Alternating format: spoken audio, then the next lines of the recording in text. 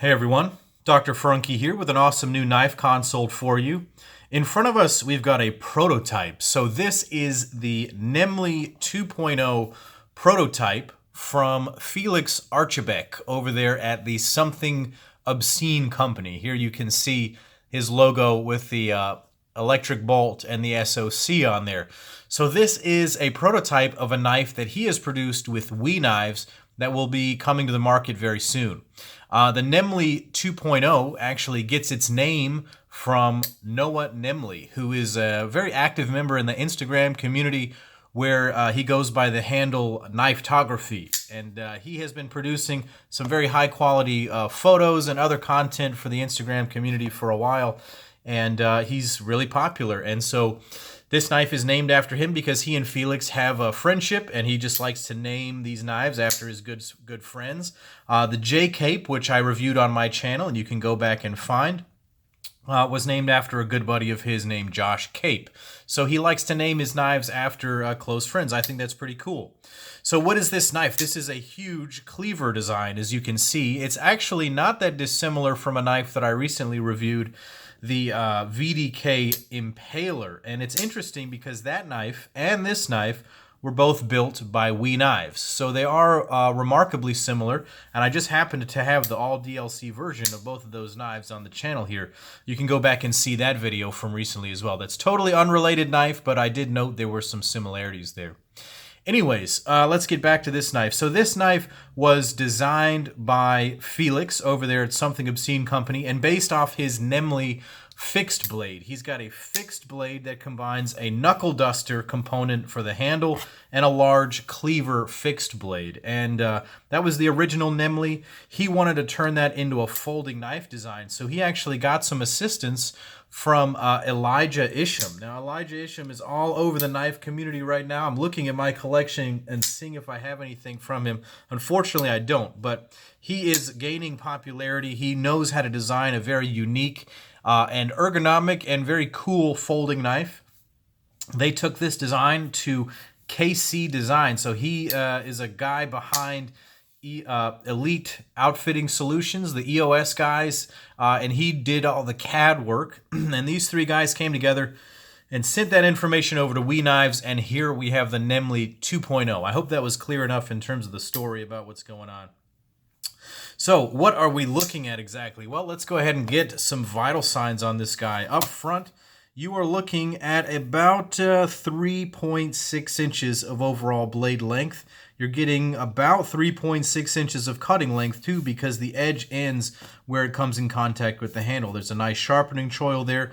Back to the pivot, you're looking at about 4.3 inches, and if I get this lined up the right way, you're looking at right at about 8.6 inches of overall length, a hair over 8.5 inches right there. The knife has nicely contoured titanium handles here, and the width comes in at 0.577 inches, so 577 thousandths. And the blade stock is a standard 157 thousandths right there.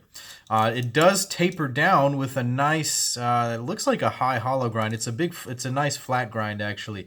That tapers all the way down to, let's see, 26 thousandths behind the edge. So that's a nice little taper right there. So despite being a very thick blade and a big cleaver, it actually tapers nicely down to that fine edge.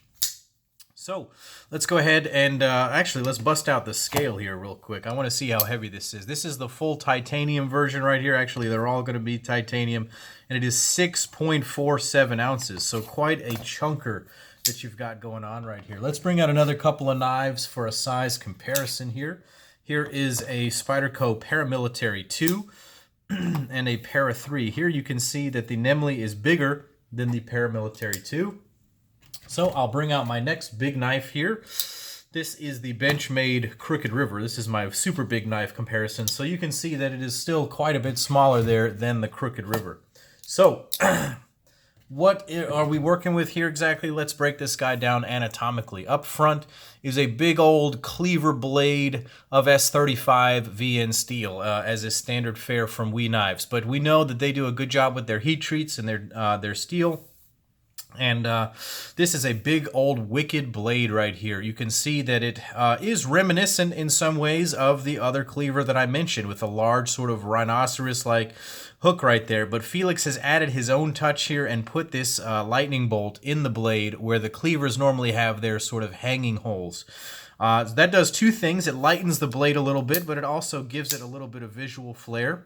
What I have found is that it actually works quite well for finger flicking this knife. I can actually get my fingernail in there and get this knife to open pretty easily. I can do it a bit more aggressively off the camera. That's an awkward angle for me to hold that and do that. But it is a cool feature. I do like that very much. The action is actually very, very good.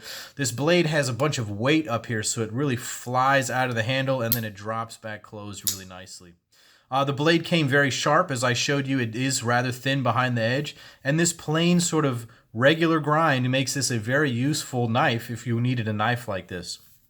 I will say, with blades like this, with the wideness closed, when you stick this in the pocket, it does tend to cause some problems with the fact that there's so much knife sticking out right here in terms of pulling it in and out of the pocket. I find that this sort of snags the corner of the pocket sometimes, depending on the type of pant you have. And it's just, you know, it's a thing that you just have to understand about having big cleaver blades.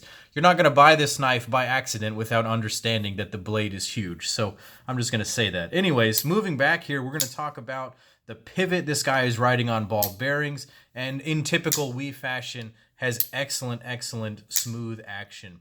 The detent is also tuned quite perfectly. As you can see, this thing is a joy to flip all day long. The detent is strong enough that you're going to fire the blade each time, and the weight of that blade really allows it to come out of the handle.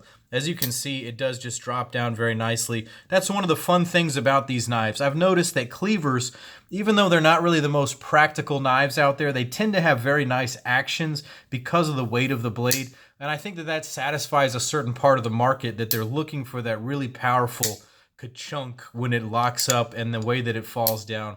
You know, that's an enjoyable thing in and of itself, but it also functions quite well, so I do like that. Moving back to the handles, we've got these nicely done milled pieces of titanium. You can see that they're hollowed out up here and scalloped out down here. The handles are quite ergonomic. It fits in the hand very nicely. I've noticed that I get my first finger goes in here, these two fingers rest here, and then my pinky actually wraps around in this way. So it's kind of that's a very Elijah thing, I think, about that handle right there, where you're gripping into sort of the unusual and unexpected curves of the knife. I really like that. It's actually quite comfortable and it's cool. There is some jimping up here where the thumb falls. I have addressed this with Felix, and he says that he's still learning, and I've told this was the same problem on the J-Cape. There is some jimping right where the flipper tab is. Now, this jimping is not nearly as sharp as it was on the J-Cape, but it's still a thing. That's also present on the Hinderer XM18. I will say, though, if you do a light switch, your fingers kind of miss the jimping a little bit, so it's not that unpleasant. But this knife also enjoys a good push button, and at that point, my fingers are just dragging across it, and it's uncomfortable. But that's really sort of a small complaint.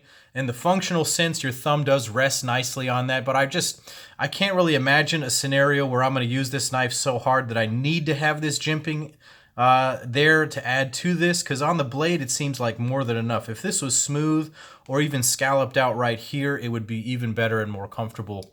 But that's a thing that may be improved on future models. Back here it's got a milled titanium pocket clip. In true Wii fashion, they've done a great job with this. There's the right amount of spring to it. There's a good amount of ramp. They could probably make a deeper ramp right here. If they went with a slightly deeper ramp on the clip, it might actually make it function a little bit better in terms of in and out of the pocket clip, but it rests on a nice flat surface, and so that's cool. It also has a steel lock bar insert here. We'll take a look at the lockup. Nice, about 25 to 30% right there. Perfect lockup on that. Basically, I think this knife is really great. I'm not really into the cleaver market myself personally, but I think that this is really, really well done. This, in combination with the J-Cape model, means that I think that Felix and the Something Obscene company have a bright future. I think they have some really interesting knives coming out, and he's definitely got some new ideas, so just pay attention to his work. If you like cleavers, this one is as good as it gets out there. I mean, you're not going to find a higher quality, more fun cleaver than this on the market right now.